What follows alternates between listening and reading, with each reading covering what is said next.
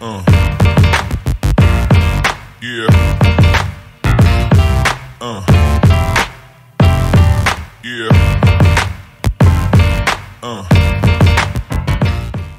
Sejam todos muito bem-vindos ao quadro Consciência. Eu sou Eliane Amado, mestranda e pesquisadora em comunicação e semiótica pela PUC São Paulo, pós-graduada em constelação familiar pela Hellinger Schule, Faculdade Novare, e voluntária do IBCF, que é o Instituto Brasileiro de Consteladores Familiares. E antes de começarmos, eu gostaria de trazer dois esclarecimentos, né, sobre duas palavras, sobre ciência e consciência. E depois fazer uma pequena reflexão sobre o título desse quadro. A palavra ciência vem do latim scientia, que significa conhecimento. E a palavra consciência, que traz a ideia desse conhecimento interior, mas mais do que isso, aqui a palavra consciência, ela está mais relacionada ao termo em inglês, awareness, que nós não temos essa tradução em português, que ela vai além do conhecimento. Ela fala sobre estarmos presentes, esse plenamente presentes, atentos ao que acontece dentro de nós e ao nosso redor. Se ciência busca respostas lá fora, consciência nos chama a estar mais despertos para a nossa própria realidade interior.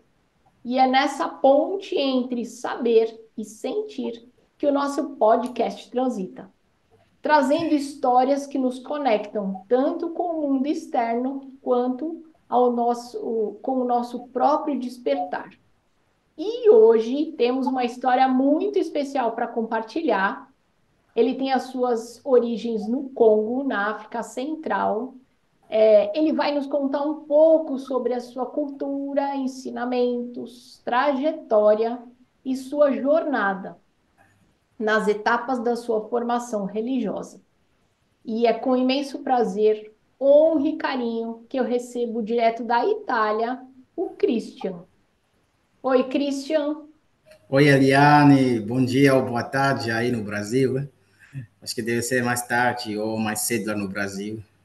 Temos Aqui acho cinco que é horas, mais cedo. Quantas horas daí? são 5 horas de diferença. Ou seja, Cinco. nós estamos 5 horas à frente do Brasil, né? Que legal. Bom, Christian, antes da gente mergulhar na sua história, eu queria que primeiro você se apresentasse e depois que você falasse em uma palavra, resumidamente, o que você está sentindo nesse momento. Ó, como acabou de dizer, eu me chamo Christian, e o que eu sinto pessoalmente agora é o calor. Está muito quente. Porque aqui agora na Itália é o verão. É um calor terrível.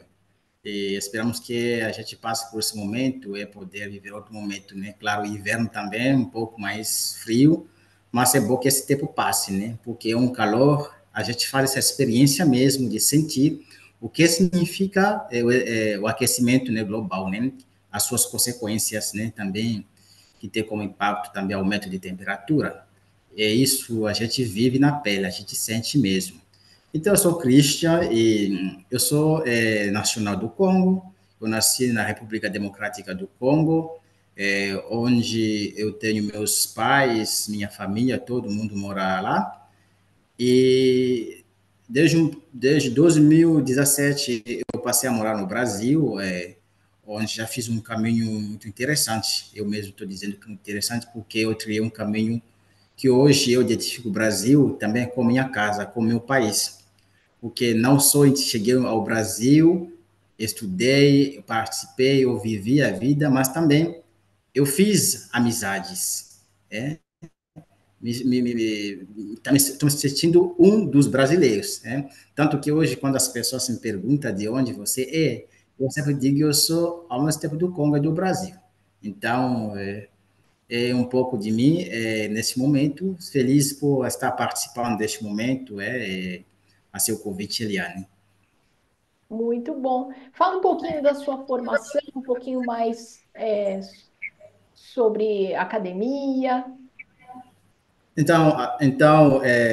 Eu fiz as escolas fundamentais, ensino médio, tudo no Congo, e quando terminei os estudos, né, do ensino médio, fundamental, médios, entrei na universidade, né, começando o curso de filosofia, isso depois de ter ingressado já na congregação religiosa. Fiz 3 anos de filosofia, e saindo assim como o grau do bacharel em filosofia. E depois, quando cheguei ao Brasil, fiz 4 anos de comunicação, com habilitação em jornalismo. Em seguida, isso eu fiz em São Paulo. Em seguida, fiz 3 anos de teologia em Belo Horizonte, então outro estado do Brasil, em Minas Gerais, onde também eu saí como um bacharelado em teologia. E depois retornei a São Paulo, onde eu moro atualmente, né, com a minha residência, né, no Brasil, né, porque estou aqui na Itália por um momento bem curto.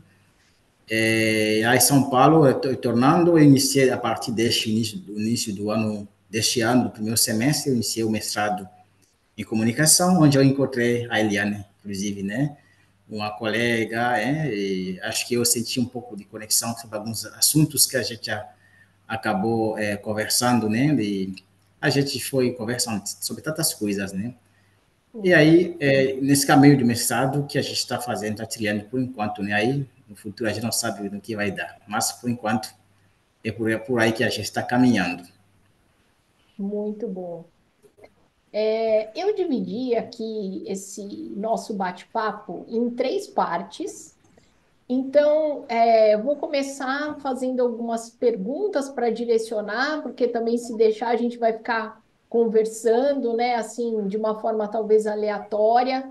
Então, primeira parte eu coloquei aqui falando sobre a sua cultura, né, sobre essa relação com a família, o Congo.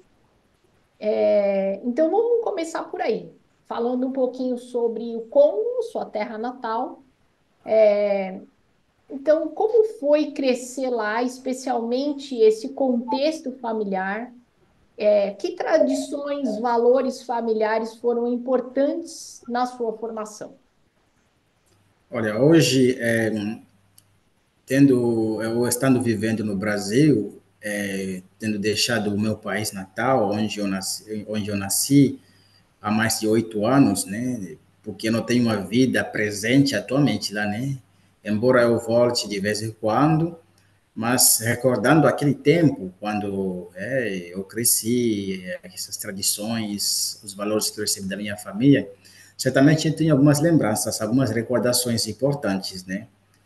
E eu não sou da capital do Congo, que é Kinshasa. Eu sou um pouco de uma cidade do interior, da outra província, né? Mas não é capital como as grandes cidades como São Paulo. É uma cidadezinha, mas também com uma vida um pouco tranquila, no sentido de dizer que a cidade em si é suficiente, consegue levar a vida nessa necessidade de recorrer a outra cidade, né, ter uma independência no modo de funcionar, né?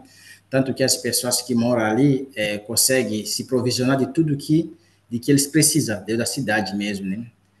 Claro que são outras pessoas às vezes que vêm, né, para essa cidade, para a cidade que se chama Bunha.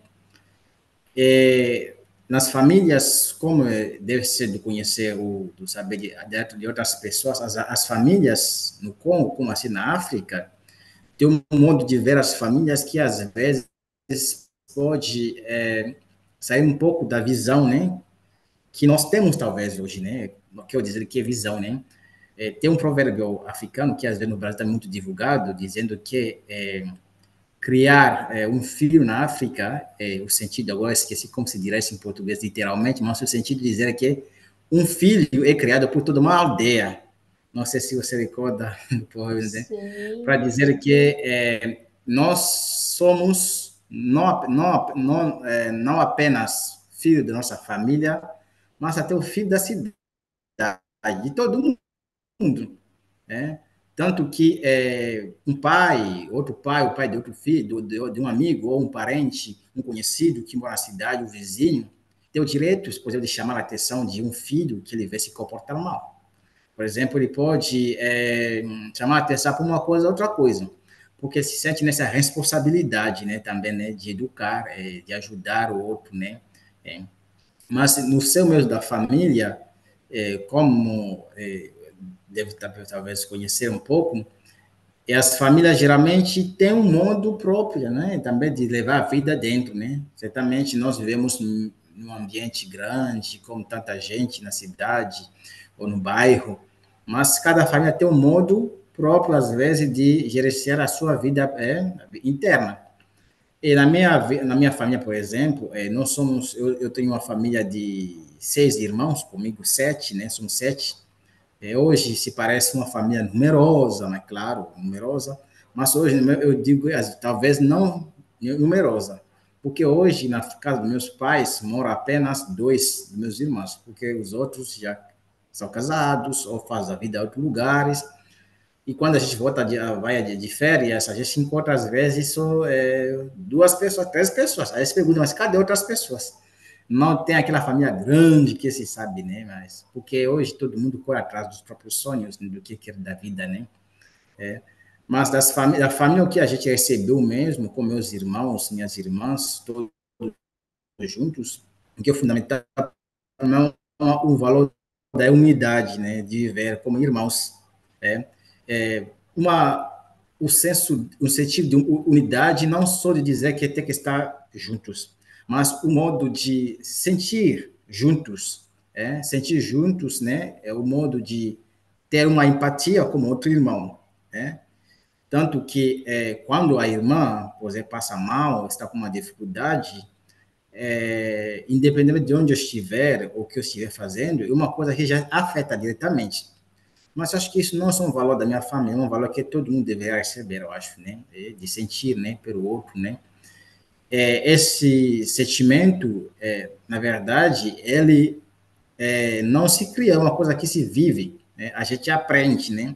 Eu sou o terceiro da família, quando eu nasci, eu comecei a crescer, eu já tinha 2 irmãs mais velhas. Eu aprendi também com elas, né? Vendo como elas se comportavam uma com a outra, né? A gente vai aprendendo como isso. E eu também, os que nasceram depois de mim, também ouviram, né? E foi se criando uma série de valores, tanto os pais como a presença, certamente eles acompanham esse momento, né, de crescimento dos filhos, né? Tanto que a escola, quando a gente vai à escola, a gente vai à escola para aprender o que da escola, né? Mas uma boa parte das coisas acontece em casa. Em casa, né? Por exemplo, quando tem visitas em casa, todo mundo está na sala, sentado, você não pode passar em cima das pessoas, atravessando o meio das pessoas. Por exemplo, tem visitas que estão almoçando, você não pode entrar, está atravessando, sabe, né? Essas coisas, bom, do mundo, né? Hoje, certamente, dá para questionar algumas coisas, né? Para dizer, mas até onde isso, né? Uhum. É um olhar, né? Eu não digo que eu posso ter sobre essas realidades, né? Mas são os valores que certamente hoje são questionados. São questionados, né? Por tantos jovens que acham que, são as coisas antigas, essas coisas não procedem hoje, né? Tem razão, não sei, mas é bom avaliar, ver caso por caso, né? Penso eu que não foram, eu peço desculpa, eu estou aprendendo aqui na Itália o italiano, e agora um pouco de português que eu tinha aprendido tantas coisas, às vezes, só, Confusão de né? línguas, né, Cleiton? Quase eu tento falar outra coisa em italiano, então qualquer coisa, desculpa aí. Então, eu não sei se eu tentei responder basicamente, ou queria que eu aprofundasse outro aspecto, uma coisa, ou não respondia em nada, não sei.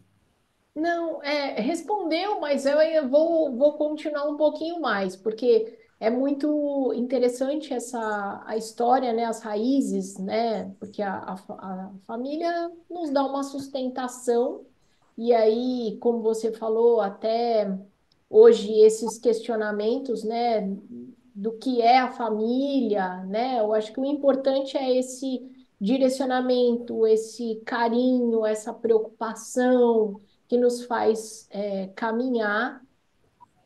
E aí, uma outra pergunta: quais elementos culturais mais te marcaram enquanto você crescia? E tem algo que você carrega até hoje a esse respeito? Olha, sinceramente, para mim, eu acho uma pergunta muito difícil, viu? É. Muito difícil, mas porque tanto que me leva a pensar o que me marcou mesmo, né? Como elementos culturais, né? Uhum, Sabe, hoje, por exemplo, tem uma coisa do mundo de saudar. Nós temos o costume, quando a gente se encontra com as pessoas, estender as mãos para saudar ou abraçar, tanto medo, né? Por exemplo, uhum, na minha cultura mesmo, né, da minha cidadezinha mesmo, aquele pessoal, para se cumprimentar, isso até hoje continua. Por exemplo, a pessoa mais nova não pode estender as mãos para a pessoa mais velha. É? Tem que dar, como se chama essa parte em português? ombro. Tem que dar o ombro à pessoa Que mais interessante. velha. Quando, por exemplo, eu me aproximo de uma pessoa mais velha, eu tenho que, por exemplo, a pessoa me enviou para buscar uma coisa, e tem que depois levar para a pessoa. Eu não posso dar a mão assim, eu tenho que me ajoelhar e passar. O modo de respeito, né, que ele diz, né? O modo de respeito que se faz pelos gestos concretos. Tanto que hoje, por exemplo, quando eu vou de férias, por exemplo, meus sobrinhos, por exemplo, eles não me estendem a mão. Quando eu chego tio, eles dão os ombros. O ombro é para saber, eu coloco a mão, é modo de cumprimentar. Mas, claro, como os pais também às vezes fazem, mas tem um mundo também de abraçar, né? Também, por exemplo, né? Geralmente, quando você não se vê muito tempo, né? Você, por exemplo, quando a gente volta, vai de férias, depois de um ano, 2 anos, um modo mais aconchegante de se saudar é pelo abraço, né? Geralmente, né? Mas no Uhum, dia a dia é o modo de expressar o respeito ao outro, né? Que é mais velho de idade, né? Em relação a nós, a gente não estende as mãos. Mas entre iguais, pessoas mais velhas podem se estender as mãos, né? Mas é uma coisa que é própria dessa região minha, né? Porque o Congo também, como um país grande, com tantas culturas, modos de saber, né? Também de agir, de fazer, isso é uma coisa. Isso me marcou tanto que quando eu fui morar a Kinshasa, que é a capital do Congo, que é outro modo de fazer as coisas, outra cidade, essa cultura não existe, por exemplo, de que dizer que não interessante. pode. Lá, pessoas estendem as mãos. E eu encontrei, às vezes, as pessoas que são naturais, originárias da minha cidade, né? Mais velhas, né? Aí, às vezes, me encontrar diante dessa dificuldade. Eu tenho que estender as mãos, eu tenho que dar nos ombros, já que estamos fora. Uhum. O que que eu Ah, faço? às vezes a pessoa diz, estando lá ou aqui, você tem que dar o ombro. Aí fica uma coisa, mas tem algumas pessoas que dizem, para mim, tanto faz. Se você quiser dar o ombro, que dá, estender as mãos, não tem problema. Mas é uma coisa que marca, mas ao mesmo tempo também leva porque eu, como, sendo um modo de expressão, de respeito, a gente pode será que o respeito se pode se manifestar apenas por esses gestos? Claro, o gesto fala, diz uma coisa, né? Como a expressão de respeito. Mas acho que hoje eu conheço até jovens que nasceram a partir dos anos 2000, por exemplo, que não quer saber desse modo de cumprimentar. Né? Eles têm outros modos, juvenil mesmo, né, de se cumprimentar, que nem mais de até estender os braços. Tem outro modo, né? Uhum, Que imita às vezes os artistas, sabe, né? Que algumas figuras públicas, né? uhum, E que não querem entender isso, né? Mas esses valores, por exemplo, para mim hoje eu carrego isso um pouco de mim, por exemplo, né? Tanto que quando eu me encontro com uma pessoa originária dessa cidade, eu sempre, aí eu fico às vezes eu fico me perguntando, o que eu tenho que fazer agora? Será que eu tenho que estender as mãos ou, mas às vezes, geralmente eu sempre aguardo que a pessoa dê sinal. Quando eu aproximo, aí eu quero ver, será que a pessoa vai direto me estender as mãos ou vai já levantar a mão para colocar no ombro? Aí eu fico atento, geralmente, né, para, sabe, né, para não machucar ou ferir também a pessoa, né? Sabe, né? É um pouco disso. Se eu posso dizer, parece um fato que não faz sentido, mas acho que é um elemento cultural que de certo modo marcou, né? Tanto que em outro ambiente as pessoas até riam de mim, né? Ou de nós, né? Padre, mas que modo de saudar, né? Que é esse modo de saudar aí? Mas é interessante você falar isso e Mas era até um modo, né? Em particular. a minha pergunta também foi direcionada porque quem está nos ouvindo e se conecta com a constelação familiar, o Bert aprendeu, né, na África, então é interessante você contar isso porque culturalmente é muito diferente de nós aqui brasileiros. É, e eu queria, eu pedi para te entrevistar, né, para a gente bater esse papo, para realmente ter uma conexão com uma cultura diferente, né, uma outra realidade. E aí você ainda vindo para o Brasil, né, indo para outros países, carregar isso dentro de você, né? Isso é algo que faz parte de você. Então é interessante, é muito legal ouvir a sua história com relação a isso. E vamos continuando aqui. Com relação, né, isso que você falou, que te influenciou, qual é a sua visão sobre essa comunidade, sobre a espiritualidade? Você sente que tem uma conexão entre as suas raízes e esse caminho que você escolheu? Bom, eu acho que eu nasci, estou falando de italiano, não, eu nasci. Quer dizer o quê? Eu penso que nós não somos, como se diz, uma geração espontânea, em que de nada aparece assim. Somos seres humanos que carregam história, queiramos ou não, se queiramos negá-la ou não, somos uma história. Conscientemente ou inconscientemente, carregamos uma história conosco. Sim, Nós agimos, a gente até pode se negar, isso não é meu, mas nós fomos moldados no modo de fazer, às vezes, a gente pode discordar, mas sempre está conosco. Como se sabe, a religião cristã, sobretudo o catolicismo, né, na confissão, que eu confesso também, é, é bem difusa, né, na África, até na América, né, os missionários foram, né, que fizeram trabalhos bacanas, um trabalho muito interessante em vários lugares do mundo, na religião, né, mas que também teve impacto concreto na vida humana, né, porque a educação, uma boa parte da educação na África, acho que até no Brasil, em outras partes do mundo, é um pouco herdeira dessa civilização e desse modo também que esses religiosos trouxeram, né? Do modo de se preparar, né?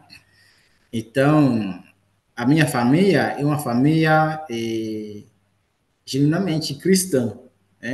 Quer dizer que eu nasci de uma família cristã mesmo, católica, para dizer assim. E praticante, porque hoje tem católicos que se declaram, mas que não participam sim. da vida da igreja, mas os meus pais até hoje são praticantes, e eu vou dizer uma coisa, talvez pareça estranha, mas acho que faz todo sentido para mim. Eu não senti essa necessidade de ter esse caminho a partir da família, ou da minha família, mas no meio do meu bairro, né? Do bairro, né? Porque a gente participa dos grupos, né? Sempre Uhum. ligados à comunidade, círculos de comunidade, né? Como lugar onde o pessoal do bairro se encontra para rezar, para fazer celebrações, coisas, né? É ali que eu comecei a perceber, né? Ou a sentir essa importância, né? Essa necessidade de me direcionar pela. mas agora ainda muito jovem, né? Muito jovem, ainda continua, eu não sou velho, né? Mas só para dizer, ainda como 12 anos, imagina, né? E, sabe, né? 12 anos, imagina quantos anos eu tenho hoje, né? Com 12 anos e já terminando o ensino, né? Antes de começar o ensino médio, né? E eu senti, depois necessidade, mas quando eu expressei isso para meus pais, eles também me ajudaram, né, a refletir sobre isso, né, aos poucos, mas sempre me acompanharam.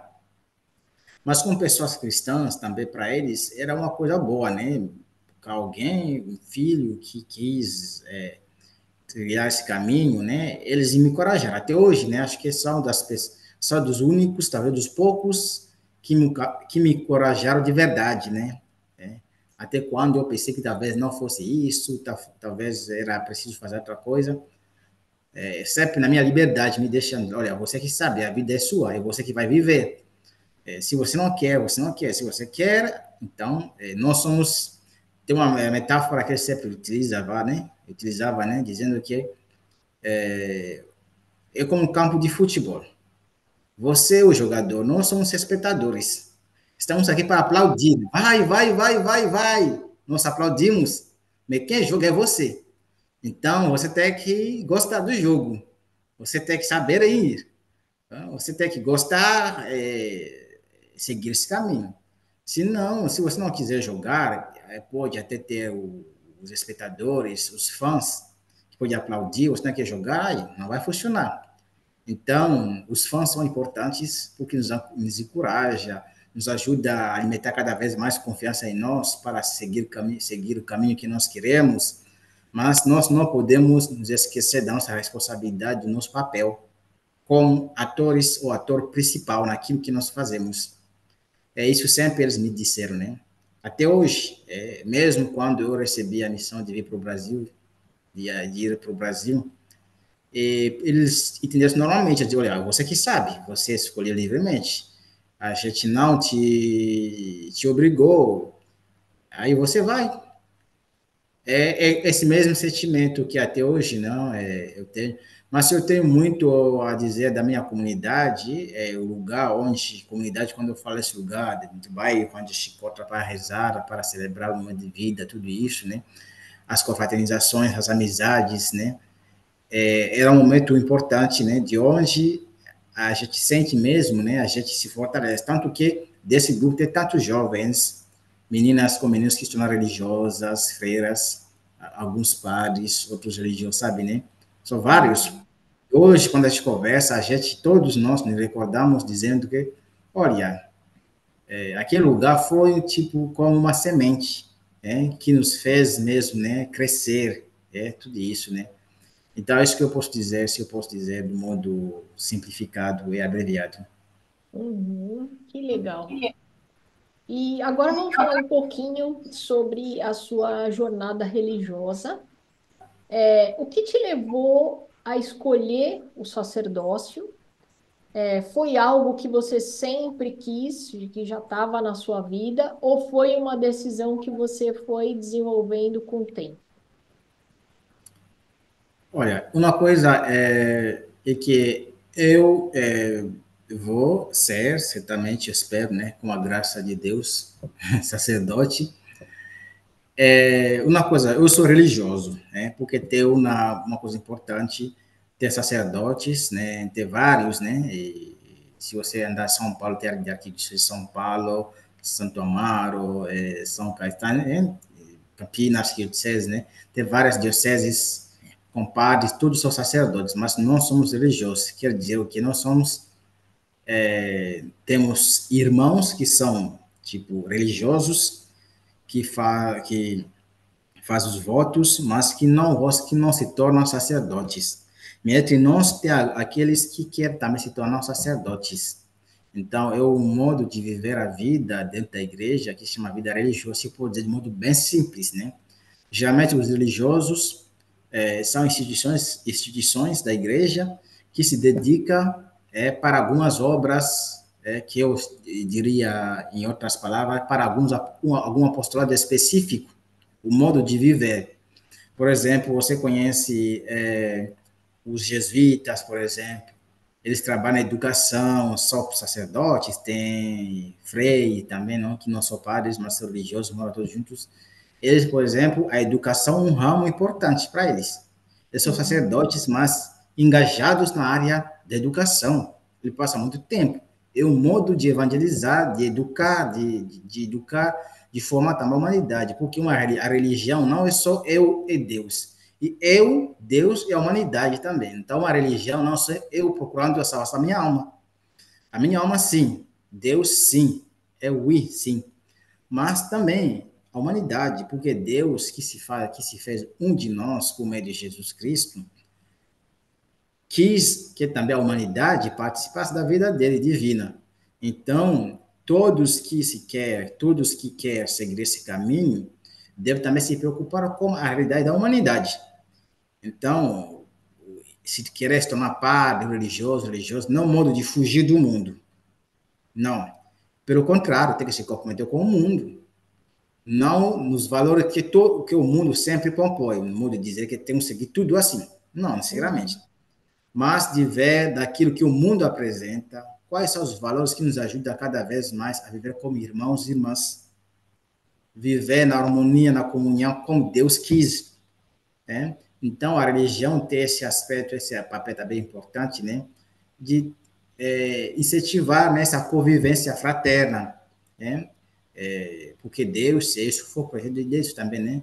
Que toda a humanidade vive em fraternidade, né? Entre irmãos e Uhum. irmãs.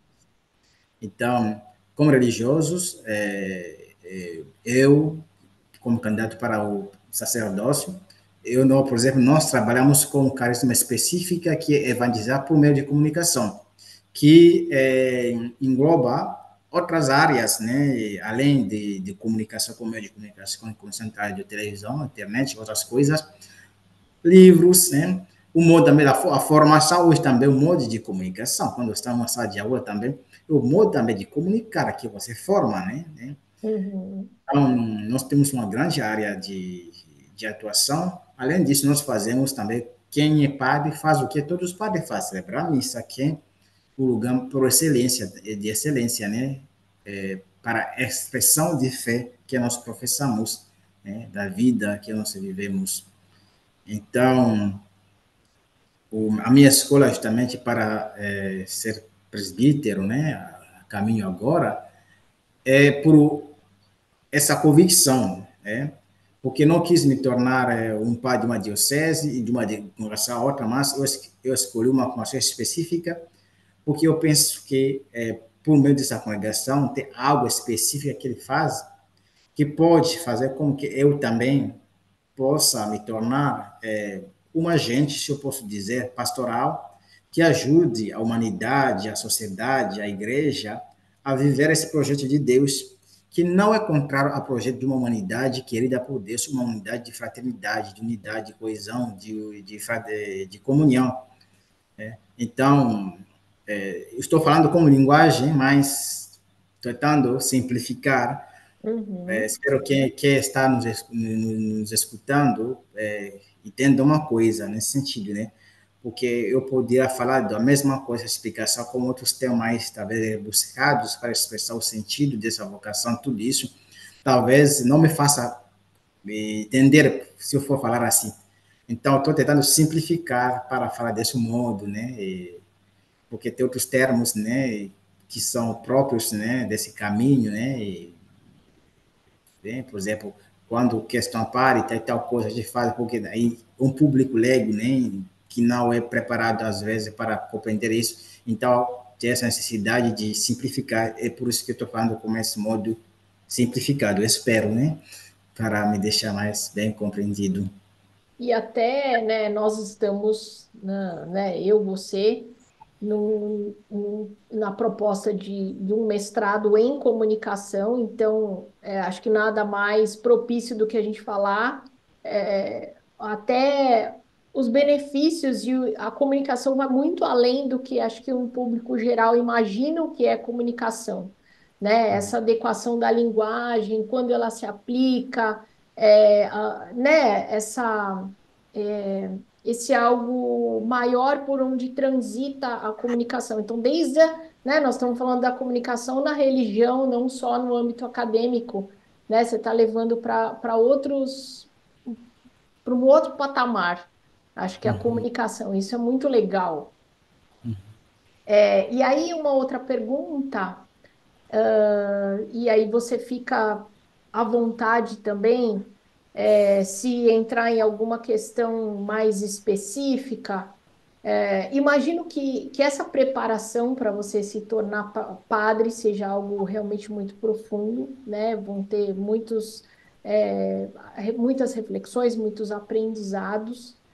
E como que é esse processo, esses desafios, que você encontrou e que ainda, né, como você está nessa preparação, quais são esses desafios e esses pensamentos, falando assim, realmente para uma pessoa leiga? A gente tem só uma ideia do que é e uma conexão também com o que, por exemplo, o Bert Hellinger nos trouxe, né, nos seus textos, né, nas suas falas a esse respeito.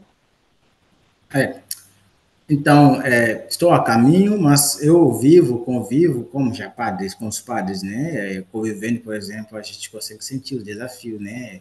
Mas também somos mergulhados, né? Estamos mergulhados entre o pessoal, o povo, o pessoal, né? A gente sente, né? A gente vê, né? Participa, né? Uma coisa que eu penso como um desafio mesmo é de dois lados. Uma coisa, do lado da pessoa que caminha mesmo, que está dentro da realidade. Outra é da parte das pessoas que olham também, né? Da parte de quem que está dentro, o padre, ou que está a caminho, ele tem uma consciência de uma missão que ele tem, de um trabalho, se pode, de uma missão, de um apostolado que ele tem, do que ele deve fazer para a igreja, para a comunidade, para a paróquia, para a missão que ele desempenha. Então, essa consciência pesa no sentido de que ele deve dar conta disso. E você tem que saber, os padres, eles se dedicam inteiramente para isso. É por isso que se diz uma vida de doação, porque você engaja seu tempo, sua energia para isso. O padre não é um funcionário público ou um CLT, alguém, sabe, né, que tem que bater ponto. Ele não tem horário, às vezes, sabe, né? Ele atende tempo a contratempo, às vezes. Até pode dizer que o padre atende esse horário, outro horário, não quer dizer que ele está fora, ele está sem nada a fazer fora do horário, que tá, às vezes tem outras coisas para fazer. Então, como desafio, é uma vida muito acelerada, se eu posso dizer assim. Tantas coisas para fazer. Tantas coisas para fazer. E a pessoa tem que ter um equilíbrio emocional, você pode dizer, né? Para lidar com diversas situações. Porque padre, mesmo a caminho, a gente escuta, acolhe, convive com pessoas de todos os tipos, temperamentos, modo de ver, né? E a gente quer, hein? Quem está a caminho, até que a gente é padre, o que é esperado é ser um acolhedor de todos. A gente não escolhe a quem acolher. Todos e todas, sem exceção, né? Sem exceção de nada. Então, acolher a todos, isso é um desafio. Né? E eu acho que vocês devem se imaginar tantas coisas, né? Uma situação dessa, né? Às vezes tem um padre numa paróquia, mas com tanta gente, os dois padres, mas tem que ter tanta gente. E essa pessoa, esse padre, teve uma vida pessoal também. Deve Sim, descansar, deve tomar banho, às vezes passa mal. Né? Isso é um desafio, né? No sentido de dizer como viver como ser humano verdadeiro. Porque às vezes se pensa que um padre não é um ser humano, parece que é um Deus que está vendo na Terra. Isso é um problema, parece que é uma máquina, um trator. Qualquer momento ele está disponível, aí ele pode sofrer disso às vezes. uhum, Então, isso é um desafio mesmo da parte da pessoa que está caminhando, olhando isso, não com pessimismo, mas com coragem para dizer que isso está me esperando, ou quem já está, né, na situação de, olha, essa é a minha realidade, eu devo saber como levar essa vida, né? Porque eu fiz a escolha, Mas, de qualquer modo, quem faz isso não vai se arrepender porque sabe que é energia investida em coisas boas, de valor. Mas, de outra parte, às vezes, também o desafio que tem a ver com o padre que está a caminho, tem muitas cobranças, por exemplo, né? Que, como eu disse, né, que cobra dos padres, que cobra muita coisa.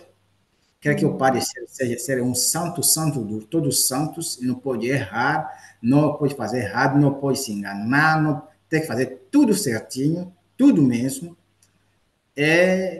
Às vezes, esse mesmo padre pode até passar mal, porque ele serve a todos, à disposição de todos, mas às vezes pode passar mal. Mas quem pensa o padre? Né? Quando está doente, quem pensa nele? Não, ninguém sabe se o padre está sem meia ou com meia tudo rasgado. Ninguém sabe se esse padre nem conseguiu dormir duas noites porque tinha que atender gente, ninguém sabe. Ninguém sabe se está com tal problema, mas todo mundo cobra dele. Uhum. Então, é isso um desafio muito sério, né? Muito sério, né? Humanamente, né? Se eu posso dizer, né? Uma vez, a pessoa deu a vida com toda a boa vontade, ao mesmo tempo também quer desempenhar essa missão com toda a abertura, com todo o amor, mas do outro lado também tem um modo de. Não quero dizer que essas cobranças são coisas ruins. Eu acho que devia cobrar dos padres mesmo também. Mas também acho que quem cobra também deveria tentar também entender que, olha, é uma pessoa também, né? Porque a pessoa pode estar cansada também, né? Não Claro, entra à toa, verdade. pode passar mal, tem dia que não consegue. Então, para mim, eu vejo isso como desafios concretos, em vez de idealizar as coisas. Isso não só para a vida do padre, de que está caindo, mas também tem na família, né? As mães, né? A gente fala das mães, por exemplo, que tem uma vida dupla, né? Assim se fala, né? Vai no trabalho, Sim, depois volta para casa, sim. trabalha, né? Às vezes a mãe faz tudo e às vezes ninguém esquece. E vem outras cobranças, não sabe que. Mas a mãe já veio, já trabalhou, está cobrando aqui, mas às vezes ninguém se coloca ao lado da mãe, às vezes, né? É um pouco disso, né? Se por isso existe, né? Mas é para dizer que são desafios, mas é preciso olhar para eles com coragem, mas sem desânimo, não por ser motivo de desânimo, mas um motivo de coragem, entusiasmo para avançar, né? Mas um modo melhor de, às vezes, superar esse desafio, às vezes, é de trabalhar também em equipe, né? Dividir as responsabilidades, ajudar, envolver tanta gente, né, para trabalhar juntos. Isso ajuda, né, também a simplificar tantas coisas. Sim, eu queria só fazer um parênteses, aproveitar que você falou tudo isso. E eu fui, né, assim, posso dizer que passei pela experiência dos seus incentivos, você na sala de aula, né, nos corredores, no bate-papo, você sempre tinha uma palavra de apoio, de carinho, de preocupação, né? Até hoje você, né, liga, olha, bom começo de semestre, então eu acho que tudo isso que você fala é muito real, né? A gente sente isso, eu tô compartilhando porque eu senti isso de você, por isso esse meu convite, o de ouvir a sua história, porque isso é muito genuíno. Então, queria deixar meu depoimento aqui para que você saiba, né, de tudo isso. Foi muito importante para o meu caminhar na faculdade, porque a gente, né, além disso, a gente tem muitos desafios na faculdade, não é algo muito tranquilo, né? Fazer as pesquisas, cada um com seus temas, com os professores, enfim. Então, tudo isso que você está falando, eu quero compartilhar com todo mundo que é realmente muito, muito genuíno, muito legal a energia do Christian. E aí vamos falar um pouquinho sobre uma outra parte que eu queria trazer uma ideia que é muito interessante para a nossa conversa. O Bert Hellinger, criador das constelações familiares, Ele também teve uma trajetória religiosa antes de desenvolver as constelações. Você já ouviu falar sobre as constelações? Olha, eu só ouvi falar das constelações com você. Na verdade, né, nos corredores da universidade, aí, como a gente fez uma disciplina juntos, né? Aí, quando você apresentou sua pesquisa, aí eu captei, né? Esse conceito da constelação, é o nome do autor. Mas se aprofundar e entender tantas coisas, ainda não. Eu gostaria muito de conhecer sua pesquisa nesse sentido, eu estou esperando muito essa defesa, né? Que daqui a pouco se aproxima também, né? Os dias Sim, passam rápido, né? sim. É, o Bert, né, o trabalho do Bert, ele tem uma visão sistêmica sobre essas dinâmicas familiares, então por isso que até eu te perguntei sobre a sua cultura, como é com relação à família, porque o Bert traz muito isso, né, no trabalho das constelações, ele conta isso, na sua autobiografia, no livro. E ele acreditava, então, que muitos dos comportamentos, os desafios que nós temos, as raízes mais profundas, têm uma conexão com a história da nossa família.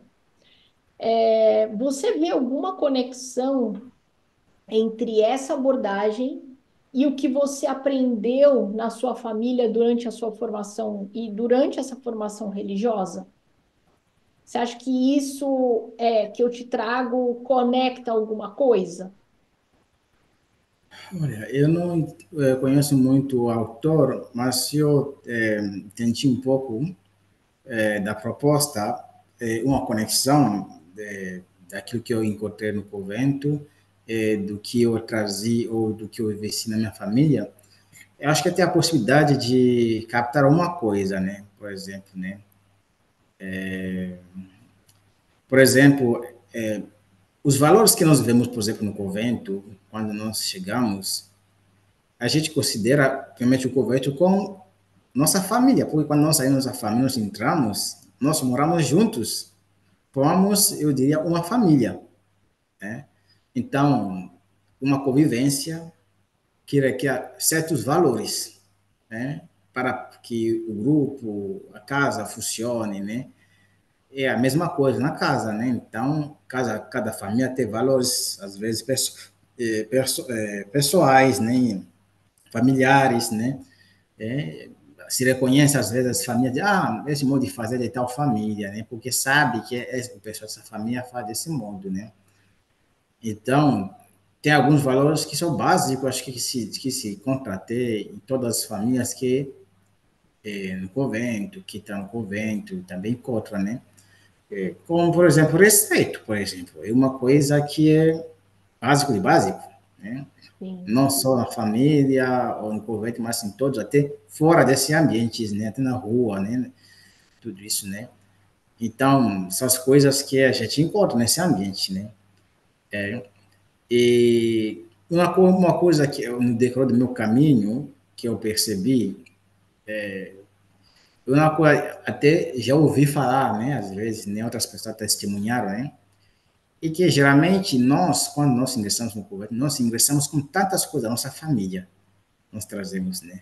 Por exemplo, geralmente se diz, não sei se é verdade, né? Não sei, não entendo esses assuntos.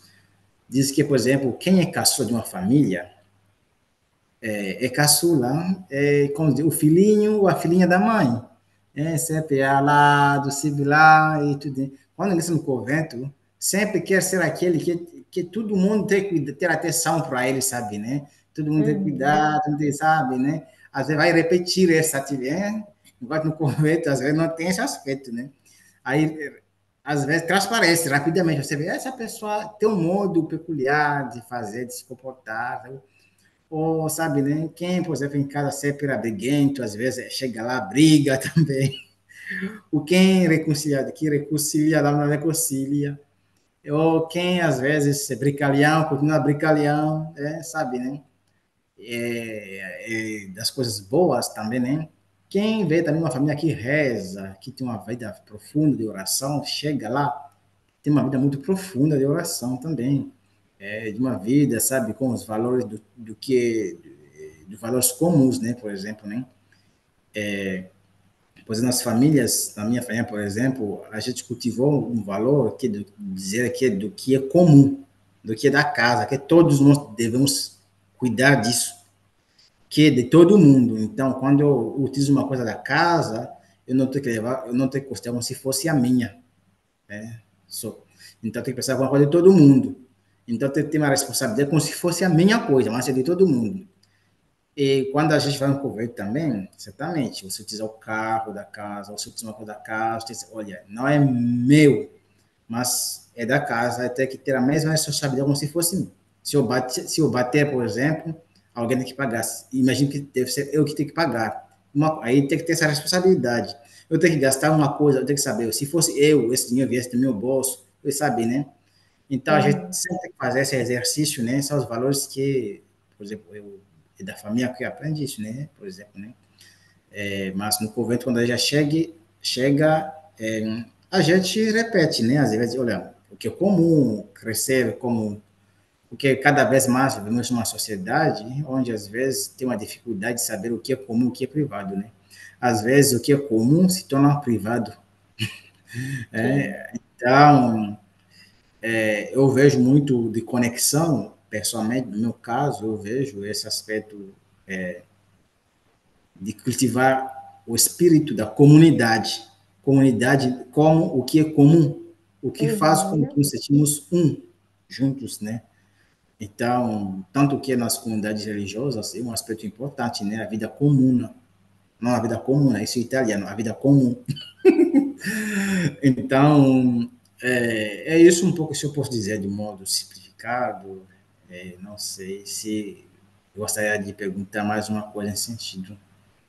É interessante você falar sobre o caçula, né? Essas coisas que você contou, porque o Bert, na trajetória dele, a gente vê essa conexão.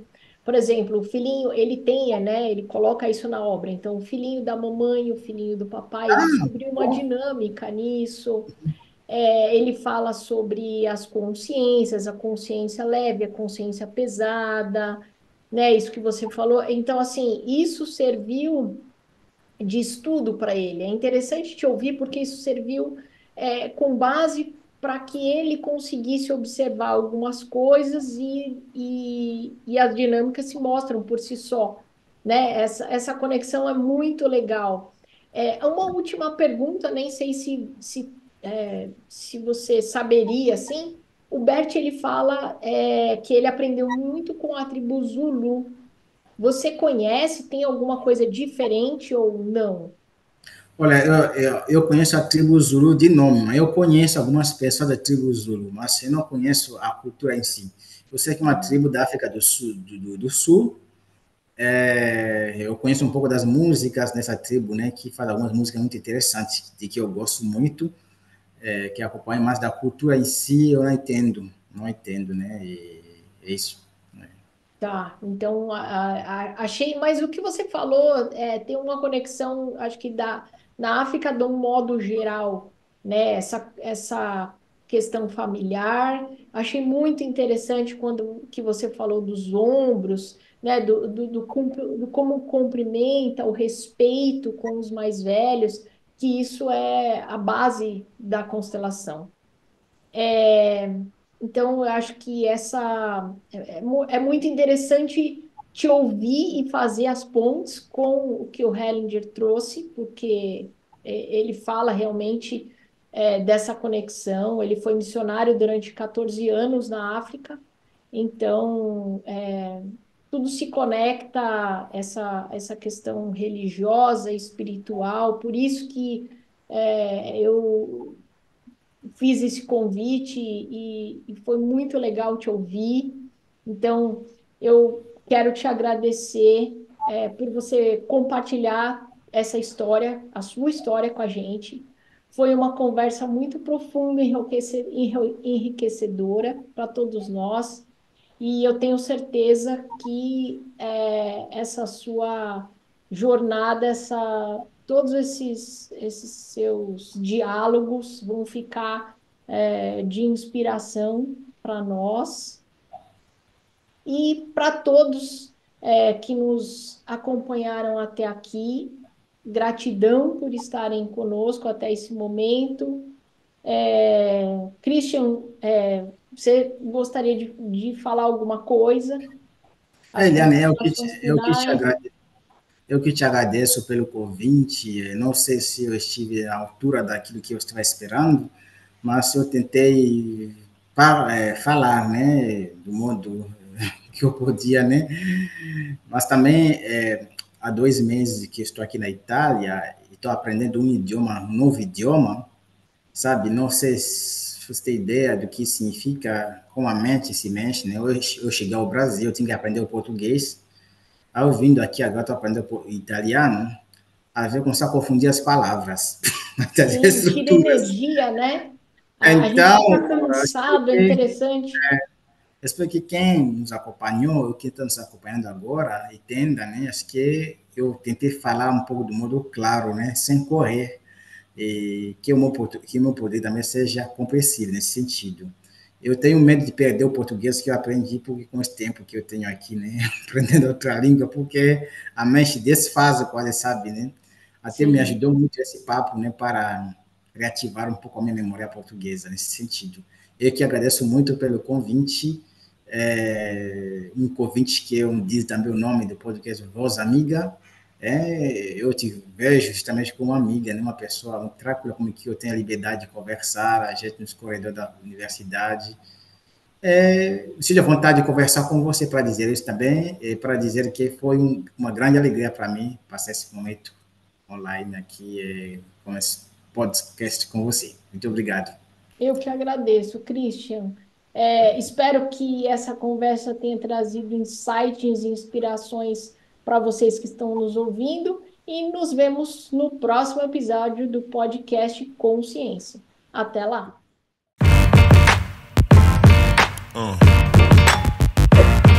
Yeah.